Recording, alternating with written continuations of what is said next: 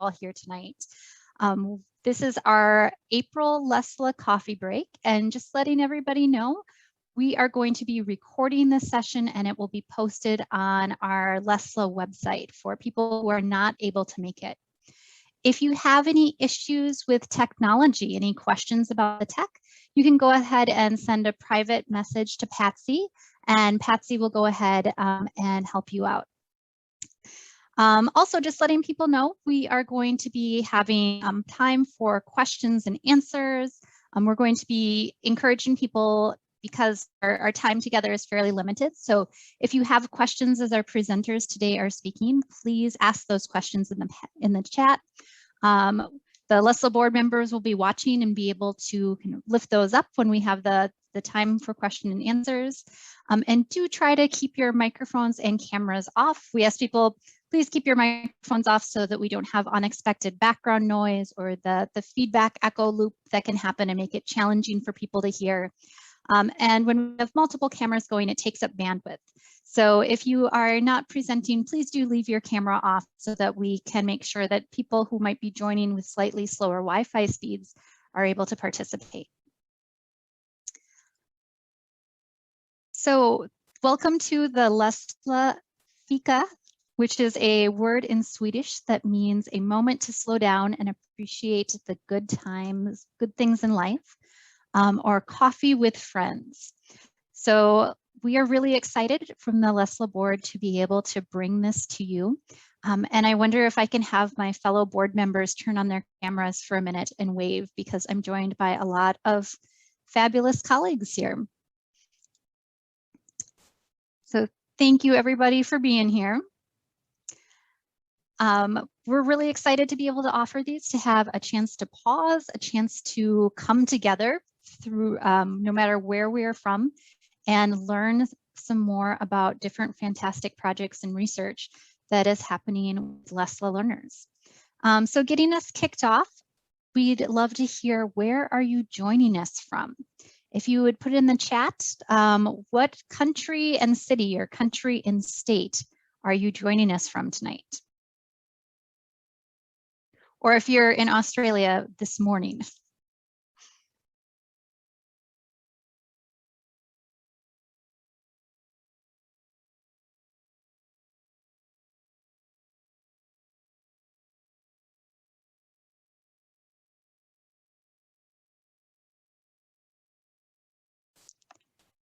Great, so I'm seeing plenty of colleagues from different states around the United States. I'm seeing colleagues coming from Canada and plenty of people coming from around Australia. So welcome everybody. Thank you so much for being here. So just to get us kicked off with a quick few notes about our purpose. We wanted to have these coffee breaks to give a chance to, during this, all of the upheaval and everything that is happening throughout our world, to connect with fellow LESLLA educators who are doing the same important work. Also for tonight, we're going to be learning about updates and practices that are happening with our LESLLA colleagues in Australia, and we'll wrap up with sharing a few LESLLA updates. And this is the last coffee break that we will be having kind of for this session. We're going to be talking more about our symposium that will be happening in August at the end of our session today. But do want to let people know that we will be starting the coffee breaks again. So if you have suggestions for other topics, we will share in the chat a link to the Padlet, and you can pop in some LESLLA coffee break topic ideas so that when we get started up again in the fall, we will have some suggestions that we can draw from for bringing in experts to talk about different topics that people want to hear about. So a huge thank you to Skye and Margaret, who are joining us from Australia. Usually when we've had these at a time that are not convenient for our friends in Australia, but we were able to come together and find a time that worked for North America and worked for Australia. So here is where our people are coming from Melbourne and Brisbane. And we thought let's have a map in case you are not familiar with the geography in Australia to get a sense of where Skye and Margaret are joining us from. And also saw there is a lot of other people coming from Australia. So if this is your first time at a LESLLA coffee break, welcome. We're really excited to have you here. All right, so with that, I'm going to stop talking and I'm going to hand it over to Margaret Corrigan to talk about the work that she's done and her organization has done with making teacher training videos for teachers working with literacy level learners. Thanks so much for being here.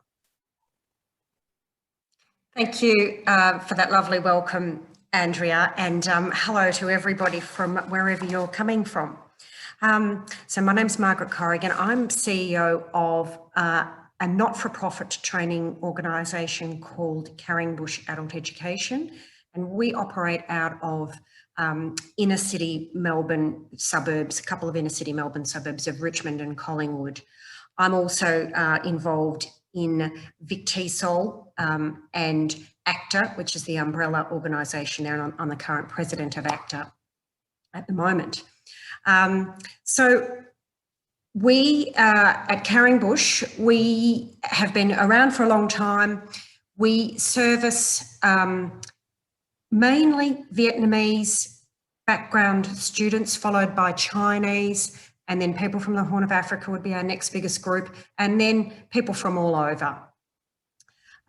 We deliver a range of programs, mainly government funded programs, federally funded, state funded, plus a range of wraparound support programs, work readiness, and the like. And we try to seek funding from philanthropic groups as well. So we've got all sorts of things going on at the same time. So we decided to make some teacher training videos. So we were looking at, perhaps the next slide, thanks, Andrea. We were looking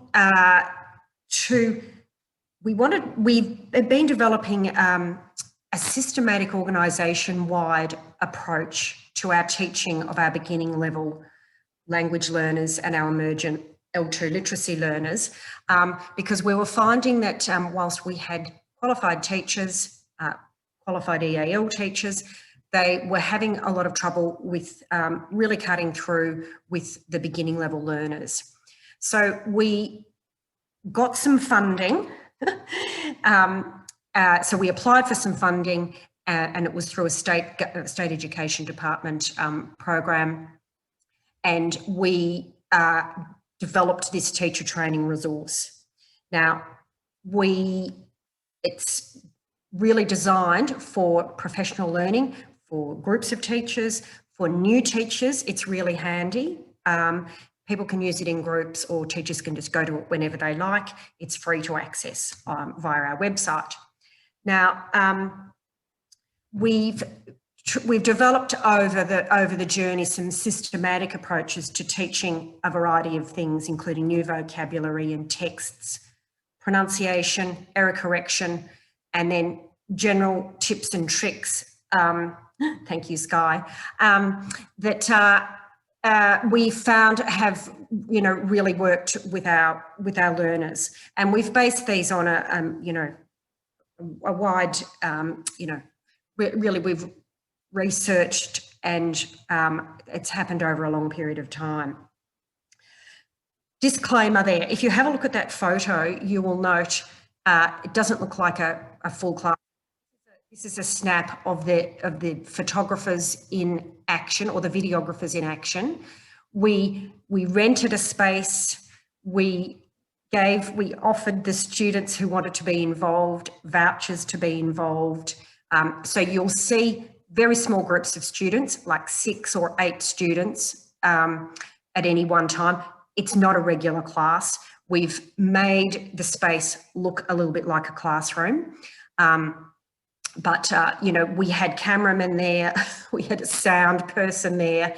It was quite a setup, but we hope that we've got the message across. So don't be expecting to find a whole lesson you'll find snaps of things. Thanks, Andrea.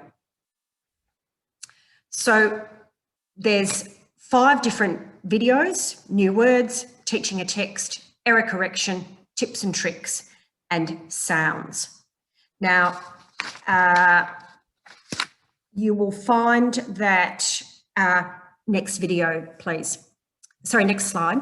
In each video, so that's just a screenshot of new words, you will find a short description of the contents, and then there'll be short examples of teaching with voiceover explanations and did you notice opportunities to reflect on what has been viewed.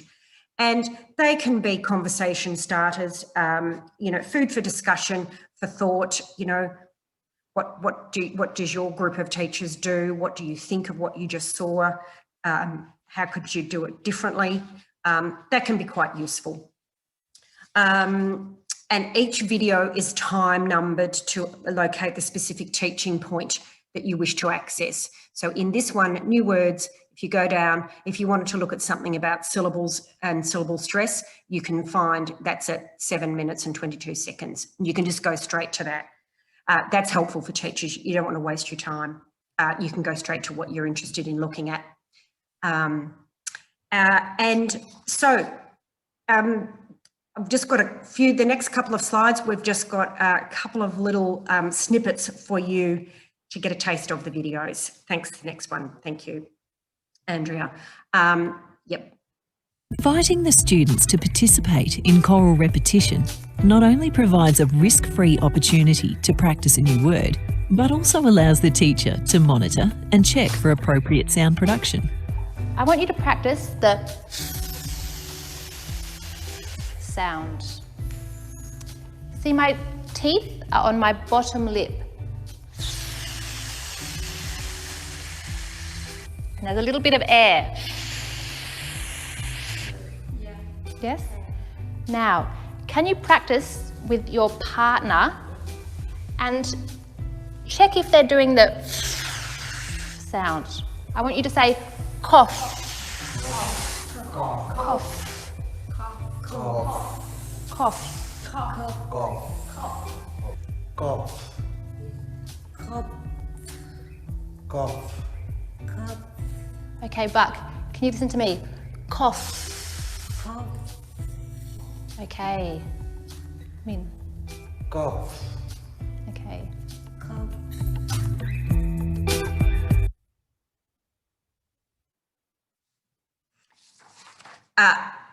Thank you.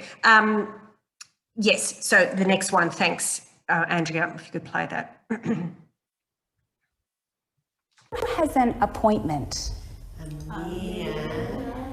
Has an appointment at Centrelink on Thursday of July.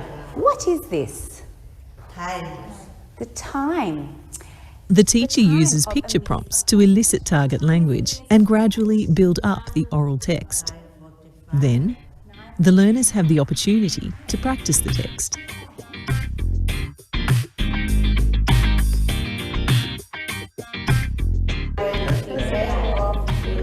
At this stage, there is a strong focus on oral language, which can be explored and practiced in pair or group work. Okay.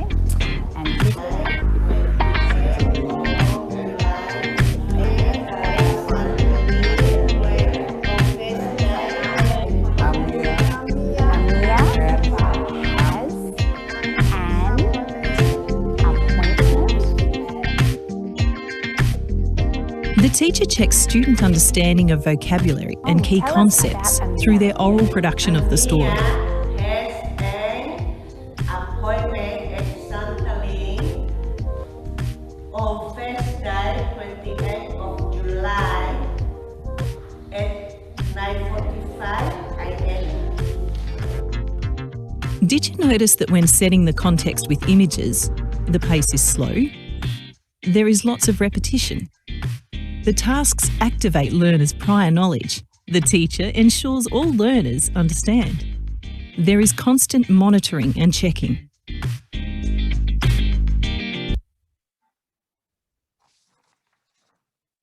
Thanks, Andrea. Where a student makes an error with a sound, the teacher can refer to the phonemic chart, focus on articulatory settings, and use gestures. What is happening with my mouth? Is it open or is it closed? Did you notice? Teachers did not give general praise, but used targeted feedback. Teachers respond first to meaning and then focus on an area for development. Teachers select learners at random to increase engagement. Teachers give one-on-one feedback in a group setting to provide individualised support and a model for other learners. Teachers encourage learners to correct their own errors. Teachers say phrases naturally, at a regular pace, before focusing on form or language features. Teachers provide multiple opportunities to practice target language. Students are encouraged to model target language for others. Teachers use the phonemic chart and gesture to correct pronunciation errors. Learners practice language in communicative contexts. Thank you, Andrea. So as you can see, there is a whole lot there. Thank you for the comments that came through along the way there. Yes, we love Adrian Underhill, and we have, as you will note there, a very strong focus on oral language with our learners. So lots done orally before text. So please have a look at the videos. If you've got any questions or comments, I'm more than happy to take those now if we've got a little minute, or otherwise we can wait till later. And I'm also happy to be in communication with anyone who's interested in doing so. So hopefully you may find those videos useful. Yeah, we have time for a couple minutes for questions. If anyone has any questions that you'd like to pop in the chat. Lots of comments on people loving the "did you notice" part. And those really clear reminders of the presentation steps.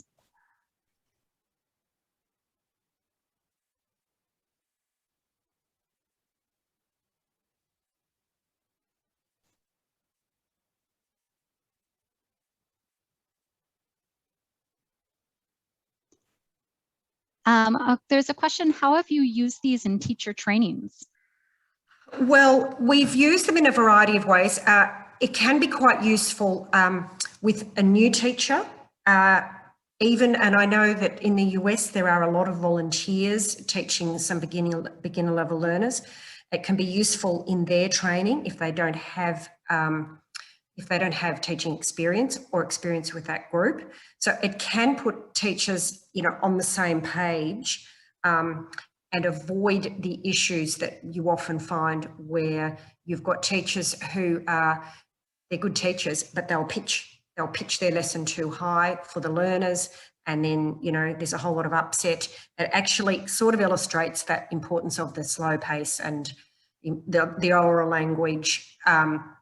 So really handy for new teachers, but at any time you could pick a video or pick an aspect of a video and ask a group of teachers to, have a look at it and to discuss it. What are you doing?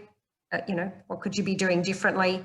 What do you think of what you can see on that video? Do you like it? Do you not like it? We're not suggesting that we've got the only way. So it can be a good discussion starter. Thank you, Andrea. You've used them to give new volunteers a chance to observe a class, to see the level and pace of the teaching and learning. I think that can be really quite useful for people who are not sure what to find. But, one question from somebody wondering if there were any topics you wanted to show but weren't able to, or anything that you would showcase in the next set of videos if you made more. That gives me a bit of a pain in the head to think of doing another video series. It was an enormous amount of work. And the editing, as you can imagine, was massive. We had a lot of footage there, and some of it was, you know, we had to really pick through it. Look, I think we tried to home in on the important areas. You know, how do you teach a text? What does it look like to put oral language as the focus? We threw in a few different things on tips and tricks in setting up a classroom and being responsive to learners and all of that sort of thing. So I can't think of anything in particular, but I know that there would be, if we had open slather, we could come up with different things. You know, you could come up with a video on what does project-based learning look like, or you know, how do you do group work? You know, that can be hard. How do you set up a classroom? You know, you could really do videos on all sorts of things that could be useful, but they are a lot of work. And to get it, you know, you could see that this has been produced professionally, so it did cost money that, you know, you need to get from somewhere, and that's another issue as well. But we probably almost bit off more than we could chew, I have to say, in the production of these videos. It was a really, really big job, and we, you know, we wanted to do it well, and we did it as well as we could, but we were not in our, whilst the material was in our area of expertise, the whole world of producing a video was really not. So it was professional learning for us all. Well, I think from all the comments you see that everybody is incredibly glad that you tackled this project, because those videos are absolutely fantastic. And what a great resource for teachers and volunteers who are new and experienced working with the LESLLA population. So thank you. And I hope you have time to go through and read all of the comments from people. Thank you, Andrea.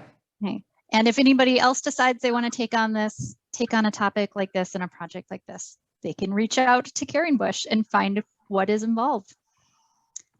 All right, I'm going to pass it on to our second presenter tonight, Skye Playsted, who is joining us from Brisbane, and she is going to talk about her research into dialogic teaching. So I'm going to hand it over to you, Skye. Thank you for being here. Thanks, Andrea, and thanks, Marg, and everyone for turning up today. It's really lovely to meet you all and to see familiar faces as well. So, yeah, my name is Skye, and I live in Brisbane in Queensland at the now, as you saw on the map earlier. But the work that I wrote about for this particular area was based on some work that I did with some students in Toowoomba, which is kind of a couple hours inland from Brisbane, and we only moved last year. So I was living there for a long time and working in our Adult Migrant English program, which Marg referred to, and I think Ray's going to pop that up there.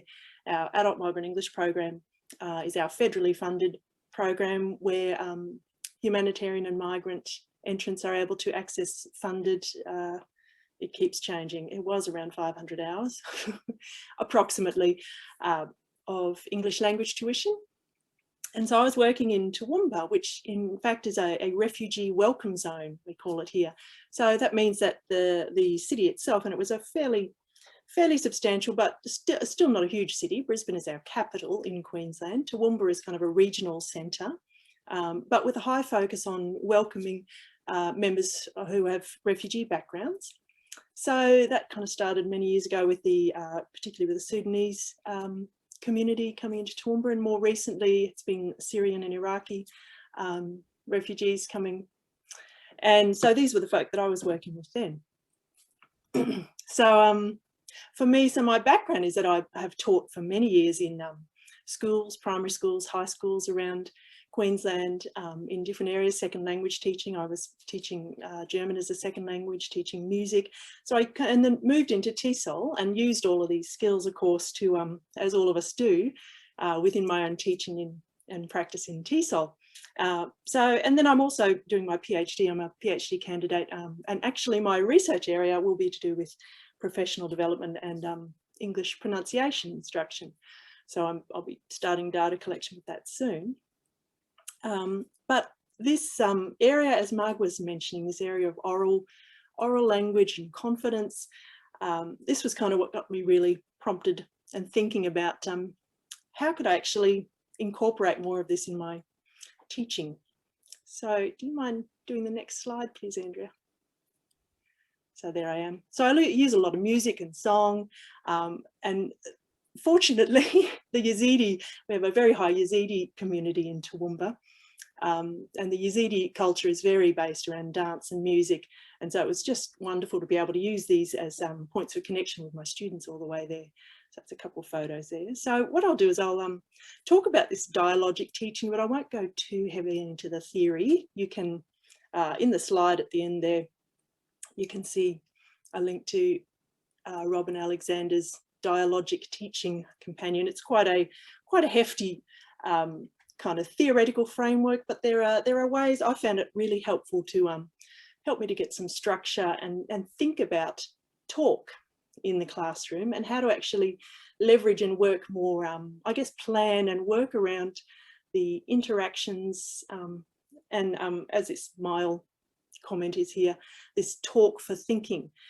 And I'll use some examples if I'll check on the time. But look, if I don't get time to talk through all these examples from my classroom, I put a link to the article in these slides there too, where I went into quite a bit of detail. This was in the February Humanising Language Teaching, which is an open access teacher journal. So you're welcome to click on that too, and you'll see many of the examples that I tried to connect with to talk about this.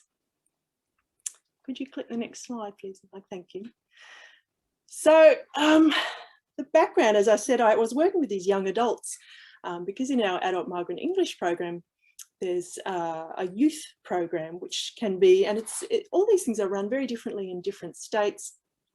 And it's very different depending, as you know, on what your learners L1 is or are in a classroom, just how you're going to approach different ages, backgrounds, schooling. So the classes that I was mainly working with were these youth program classes.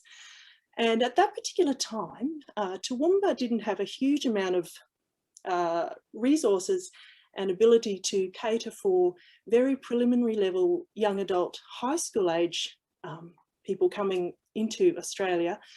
They didn't have a huge amount of funding and support and resources within the high schools to cater for their needs. So at that time, quite a substantial number of these young people who were kind of late teens, I mean, there were occasionally down to 16, even one girl was 15, I think. That could be at that time from late teens through to about 22, 23. But all of these young folk had come from Syria and Iraq, Yazidi background learners, very interrupted education, formal education in Arabic. So there were, L1 was Kurdish Kurmanji mostly, or various dialects of Kurdish. But of course, Kurdish is kind of a persecuted language in many of those areas. So any formal schooling they had been in Arabic. So there was quite the class that I had was all this background, all the same language background. And in our education system, we have a heavy focus, a high focus, and this is what I actually teach in secondary education to teacher trainees at the university level. We have a big focus on critical thinking skills. We call it in our general capabilities. We call it within our curriculum set up in the schooling sector. And I started to think, well, these young people, they're not going to have that opportunity. They're not going to be able to attend high school and take part in a curriculum and strategies and a structure which promotes and engages them in this same critical thinking skills, which are so important to foster confidence and engagement and settlement in a new area. So I started then to look at how I might incorporate more of this within the curriculum that I had, which is probably very similar in many ways to whatever you're working with these very emergent language level beginner language learners. We can be criticised as being called kind of a basics curriculum, and it's very easy to, I guess, move into that rote learning, teacher directed repetition, which in many cases when learners are feeling very new and not terribly confident themselves, that can be quite a comfortable form of teaching and learning in the classroom. It's often quite what has been modelled or expected in, but it doesn't necessarily encourage that kind of confidence and independence and all these other skills that we're wanting to help our learners with.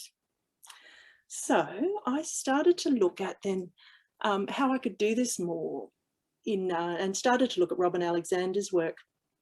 So perhaps could you click to the next one?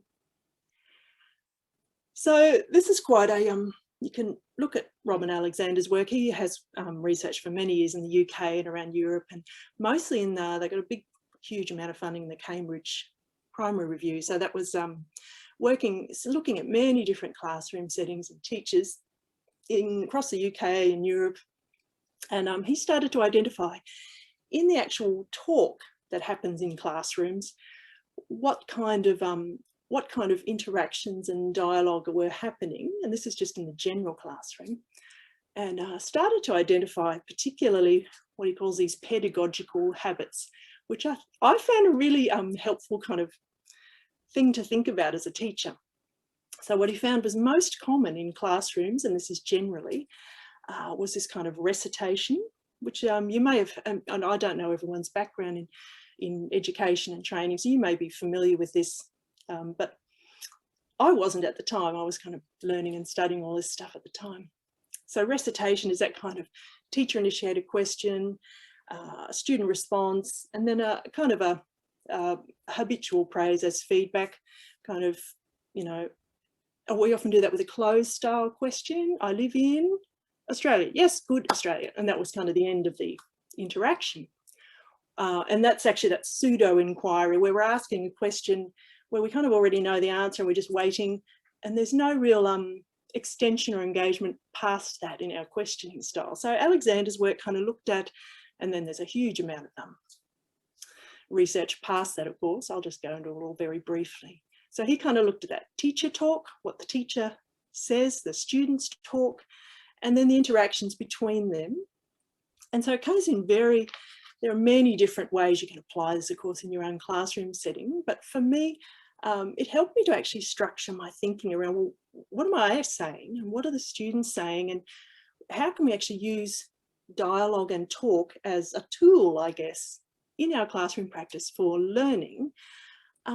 Because, as Margaret was saying, that oral language, that is particularly for learners where learning script and writing is going to take longer, that confidence in asking questions, in extending talk, that's a really important skill I found, particularly in those emergent sort of stages. So could you flick on the next slide, please, Andrea? These are kind of the theoretical slides. I put them there just so you can get an idea of how kind of extensive these ideas of dialogic teaching are. So I'll let you read those while I'm talking. Really what I'm going to focus on was the interactive culture in my classroom and the settings. So where we talk about, like Marg was referring to, there's group work, a teacher-led setting, student-led setting, how we actually facilitate, use these settings to facilitate that talk as a learning tool. And the learning talk. So what are our students, what are we actually asking and modelling for our students to become more confident in their actual talk? And the teacher talk. That's something that I found really important for myself. I'm always very aware of what am I saying, and everything that I say and do is actually modelling something to my students. So how am I using that most effectively? And questioning, which was a really exciting and a big part of what I worked on with these young adults who, of course, were very, I don't know if thanks for putting that Yazidi link up there, Ray, because the Yazidi community have been horrendously persecuted, and quite recent trauma. So these young adults who were coming into our classes were very recent and very deeply traumatized. especially the young ladies, had very low confidence. So these kind of changes and acclimatising to a classroom setting in a brand new place, it was took a lot of time and patience and a lot of sensitivity. I don't want to give the impression that I kind of like just flew in and we had this whiz-bang change overnight in our class. It was a really beautiful learning experience over a full year with these young people, a time of really getting to know what would actually increase confidence without kind of just overriding with my own ideas of what I thought these young adults should or should not do. And really what I'm talking about today is kind of just adding some theoretical underpinnings to what many of us are doing and working towards. So those are the repertoires of teaching. Next one, please, Andrea. And then the principles, this is what Alexander calls as principles of dialogic teaching. This is where you're looking at what kind of underlies your, I guess, your principles for classroom work, particularly collective principles, where we're looking at what are students doing collectively to address learning tasks together. And this is always thinking in terms of the oral language and the actual talk that's happening. Supportive talk. And this is a really important and something that's, I'm sure you all are very aware of this. It's not necessarily something you can easily identify or put your finger on and say, yeah, I'm being supportive. But there is a general culture that you can develop in your classroom so that students, and of course this is really important with young adult learners who are so not confident and have been through a great deal, that general slow moving towards freedom to express your ideas, the students of course, without the fear of being wrong. And of course you will know all this with your own learners, especially with these young folk I was working with. It took many times. I remember writing in my journal several months into working with these young people, I was really excited. Nobody said sorry today. Because every time someone would make us say, sorry, sorry, and they would rub things out, and they felt that they had to kind of apologise for every tiny mistake. And so it took a long time to actually encourage this freedom to make mistakes, to learn, and to share and express ideas.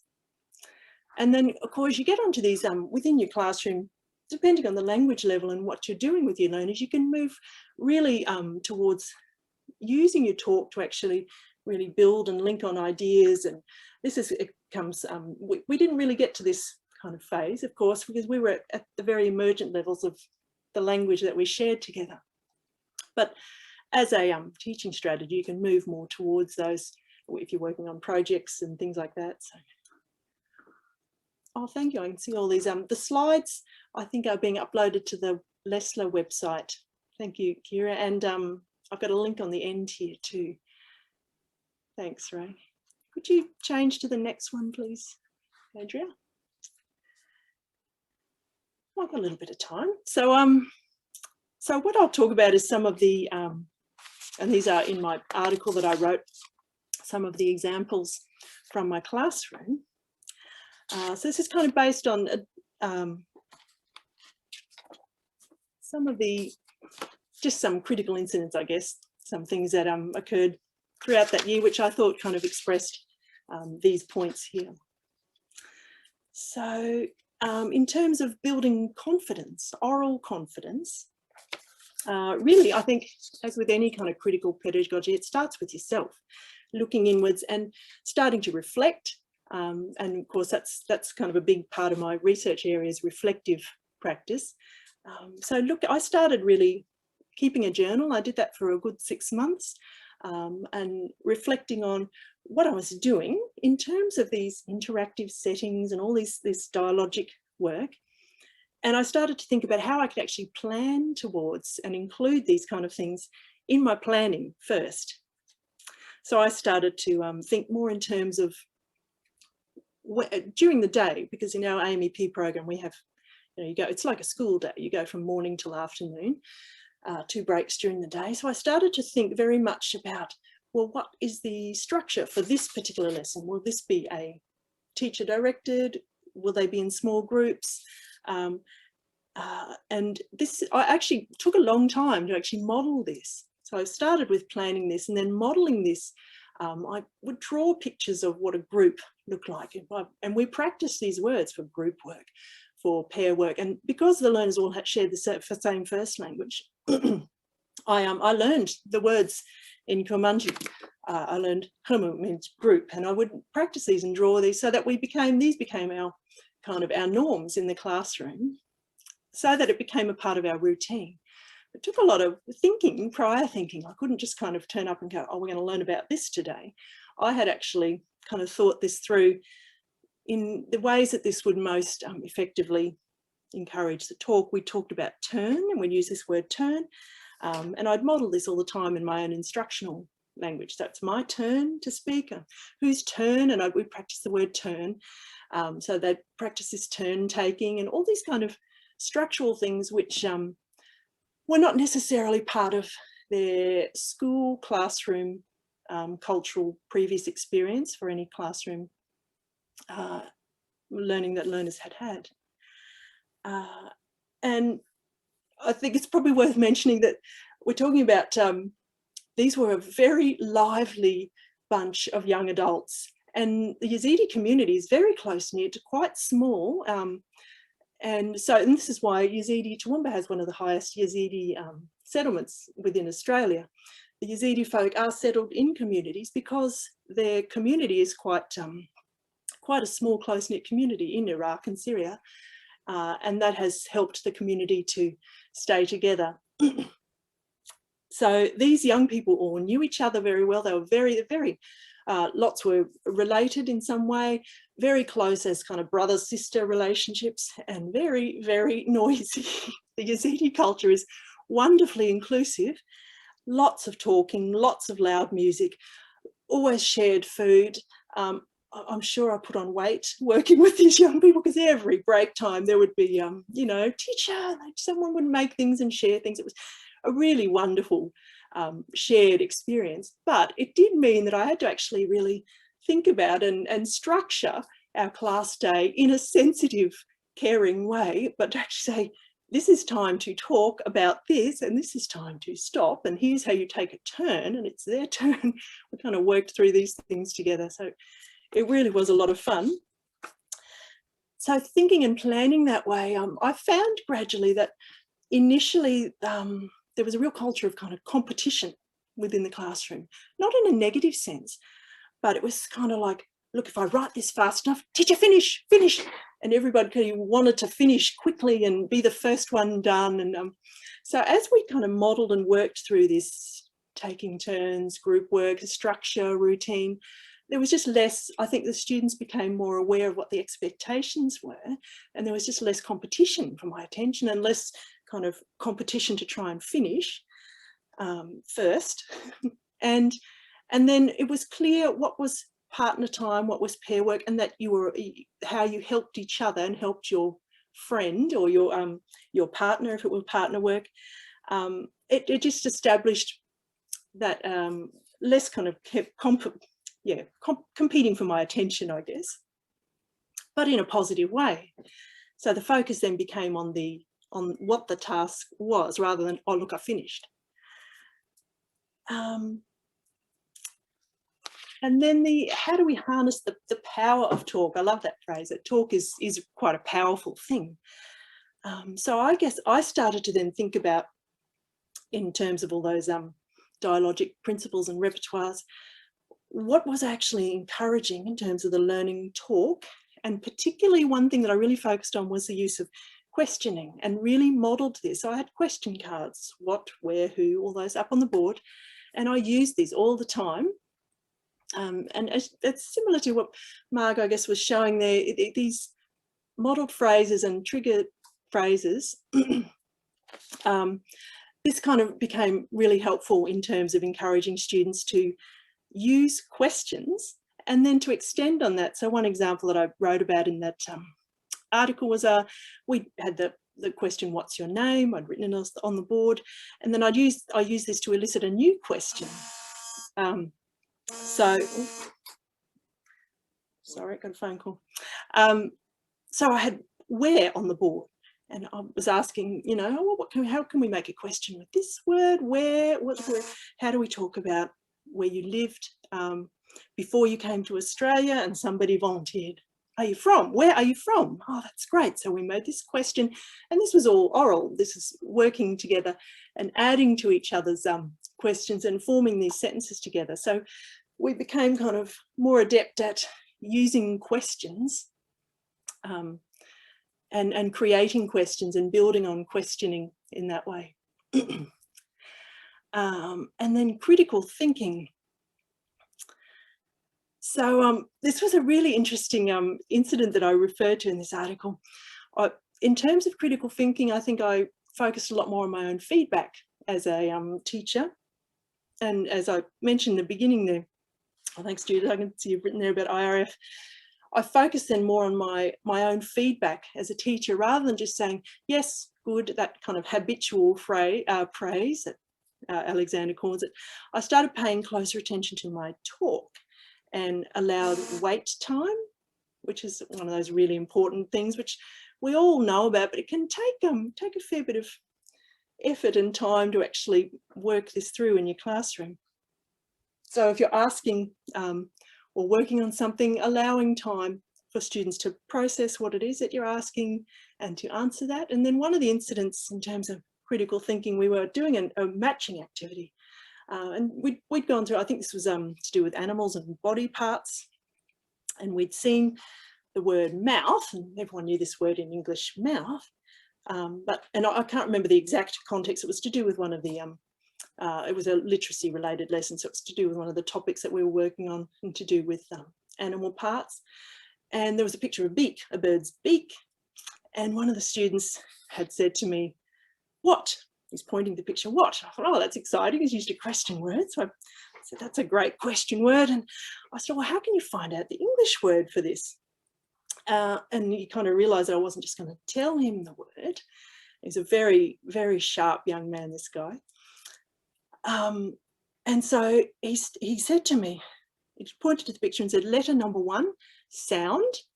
And it was, I thought that's really exciting. He's using that interrogatory tool. He was thinking of a different way to find the information and doing that through connecting sound and spelling, because that's something we've worked on a lot, of course.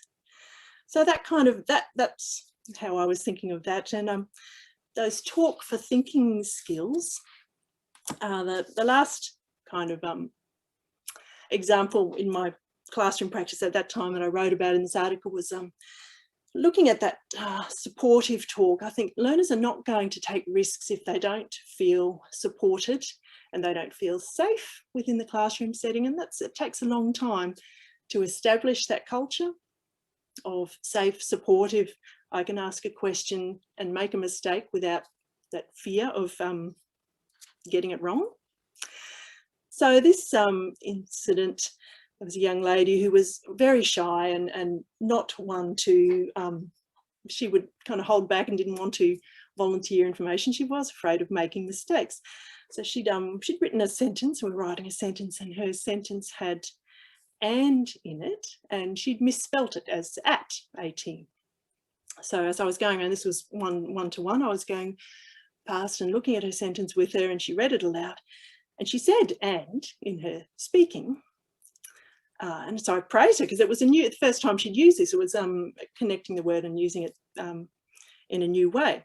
So I said, oh, that's wonderful. You've used the word and that's a new one. Excellent. And then I asked her what the sounds of the letters made in her word, and we pointed to the word and she worked it out and then she realised that she'd misspelt it and she just smiled and changed it. But later then, when we were in a group activity and we were talking about how you would use the word and to add to, you know, if you're talking about more than one thing, I think we were using something with food, this and that. And I was asking, you know, how would you make a sentence with this? She was the first one to volunteer the word and because of course she'd worked that out. So this is what Alexander kind of talks through, that the talking through a problem, those are those thinking skills. So the talk itself becomes part of what brings confidence and thinking skills there. I think there's one more slide, is there, Andrea? Ah, yes, it's the last one. I love this quote. this is Misty O'Donoghue, Jenny McIntyre here, to Australian teachers and researchers. So yeah, I love this thought with dialogic teaching, that it's giving learners the ability to take risks with English, and that then becomes an ability to give their voice. So that's kind of my main bit. I think there's one more slide with readings there, which you can see on the LESLLA slide at the end. And I'd love to stay in touch and hear about your different experiences and contexts. So feel free. I think I put my one of my emails there at the end. So please get in touch. I'd love to hear from you. Thank you. All right, and we did have a question that came up in the chat. I can't see that now. Yeah, so wondering if you have any examples of this approach. You know, sounds like you have had some students who were really kind of eager for talking, but wondering if you have any examples of this approach being applied to groups of older adults who might be quieter for whatever reason. Oh, thanks. Yeah, Barbara. Yeah, I could say actually, I don't think these students, some of the students who were young were keen to talk, but there was certainly there were certain people within the class who were considered the confident ones and would always be the ones willing to talk, but there are actually many. That was kind of why I really started to work on this with my students. There were many who didn't want to volunteer and speak. So I think it's I think it really depends on your own setting and how much time and how you want to structure and plan with your curriculum. But yeah, I love that Pauline Gibbons book. Yeah, yeah, Barbara. I think it really is something that that is to encourage talk. It takes a long time. I found it's not something that that was or is a quick fix. It certainly has changed. I mean, I work like this in my own teaching with university students now. I changed. I really did change the way I approach how I answer questions, ask questions, structure learning, give wait time, the same principles. Yeah, it really just depends on the time and how, I guess, how much time you have with those particular learners. Sometimes you only have a brief course, but I knew for that class I had them for a year and they were long days, school teaching hours, so 5 hours a day. So I guess yeah, I had a lot of time to work on that with them.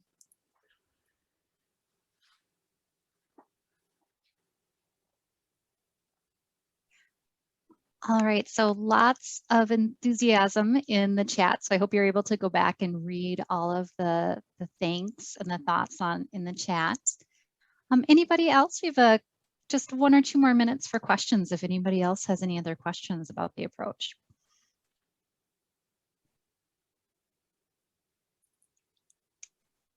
So I don't know, Skye, if you can see that question. Is that, yes, have you thought yes, about how recording a lesson helps teachers be more aware of their teacher talk?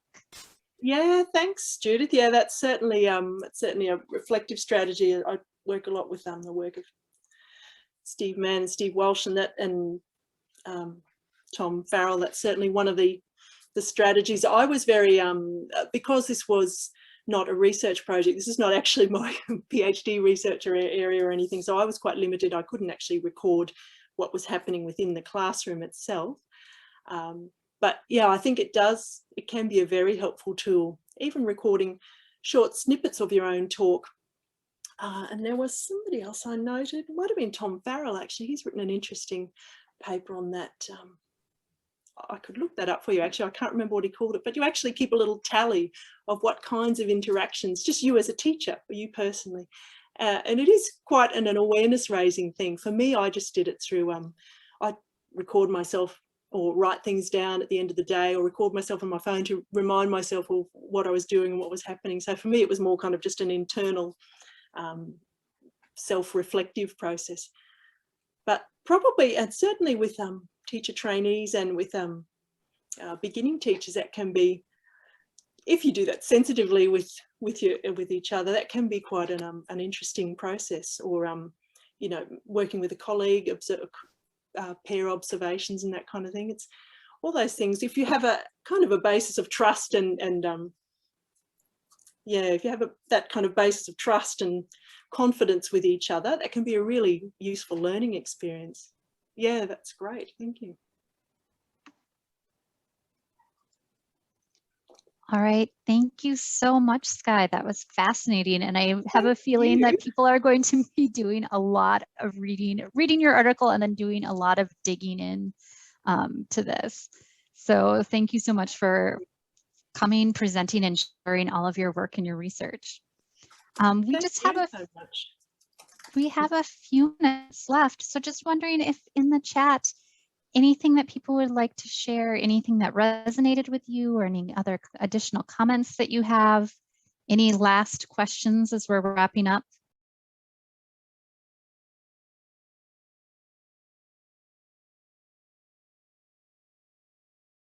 So the slides plus the resources are already added to the LESLLA site, and the recording will be posted tomorrow.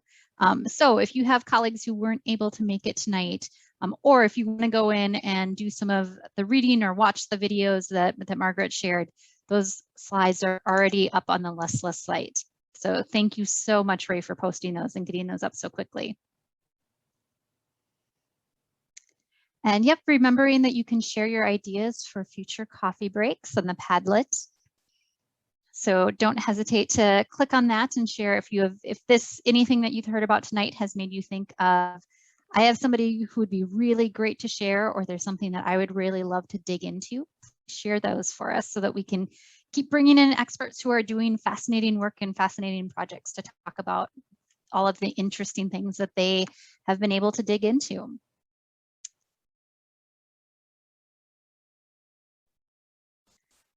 All right, so just reminding everybody, we will be sending a follow-up email. So if you attended tonight, you'll get recording and slides. We'll also send the Padlet links and our announcements. Yeah, and so the video, I believe, is going to be posted on the LESLLA website. You can find a link to it on our LESLLA website underneath the link that Ray posted.